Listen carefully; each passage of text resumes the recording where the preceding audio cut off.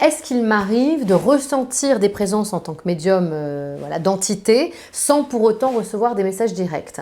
Alors, il se trouve que tous les défunts, en tout cas tous les êtres disparus, ne sont pas toujours sur un plan vibratoire suffisant pour pouvoir échanger avec la médium que je suis.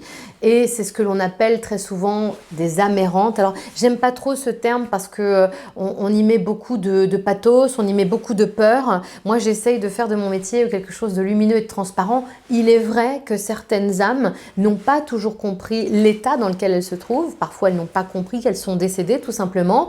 Ou encore, elles sont très attelées à un lieu, elles n'arrivent pas à en sortir. C'est pour ça qu'aujourd'hui, vous voyez la mode des urbex, hein, le fait d'aller dans des lieux pour aller à la rencontre d'entités qui y habitent encore. Puisque n'oubliez pas, hein, vous n'êtes que les locataires du lieu dans lequel vous êtes et vous n'en êtes pas les propriétaires. D'autres l'ont été avant vous. Il est possible, lorsque je rentre dans un lieu encore habité, eh bien évidemment d'y ressentir des présences et donc des entités. Mais ces dernières, qui n'ont pas compris sur quel plan elles étaient, sont incapables de communiquer avec moi de la même façon que je ne pourrais pas, de façon directe, m'adresser à elles pour obtenir une réponse. Dans ces cas-là, il y a des gens qu'on appelle des passeurs d'âmes qui viennent, j'allais dire, raccompagner jusqu'à la porte, apporter de la lumière à toutes ces âmes en souffrance et dans l'incompréhension de leur état, afin de pouvoir monter les plans vibratoires et être enfin en paix.